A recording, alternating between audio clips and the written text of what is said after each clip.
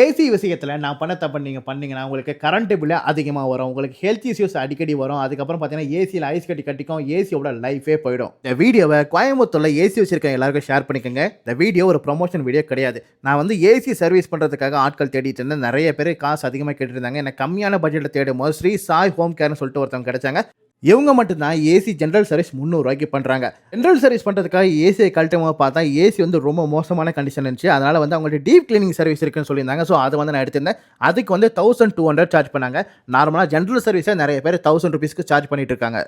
எல்லா ஸ்பேரையும் பிரிச்சு நல்லா வாட்டர்லாம் அடிச்சு கழுவிட்டு அதுக்கப்புறம் வெல்டிங் பண்ண வேண்டியதெல்லாம் வெல்டிங் பண்ணிட்டு ரஸ்ட் ஆனதெல்லாம் ரிமூவ் பண்ணிட்டு திருப்பி ரஸ்ட் ஆகக்கூடாதுன்னு சொல்லிட்டு ஆன்டி ரஸ்ட் கோட்டிங் எல்லாமே பண்ணி பக்காவா ஃபினிஷ் பண்ணி கொடுத்தாங்க.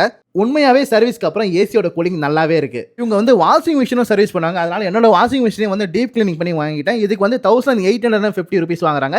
வாஷிங் மிஷினுக்கு ஜெனரல் சர்வீஸ் பார்த்தீங்கன்னா $299 வாங்குறாங்க. வருஷத்துக்கு ஒரு முறை நீங்க ஜெனரல் சர்வீஸ் மட்டும் பண்ணி வச்சாலே போதும். உங்க வாஷிங் மிஷினும் ஏசியும் ரொம்ப நாளைக்கு வரும். இவங்களோட கான்டாக்ட் டீடைல்ஸ் எல்லாமே நான் டிஸ்கிரிப்ஷன்ல கொடுக்குறேன். இந்த மாதிரி யூஸ்ஃபுல்லான விஷயங்கள் தெரிஞ்சுக்கணும்னு என்ன ஃபாலோ பண்ணிக்கங்க.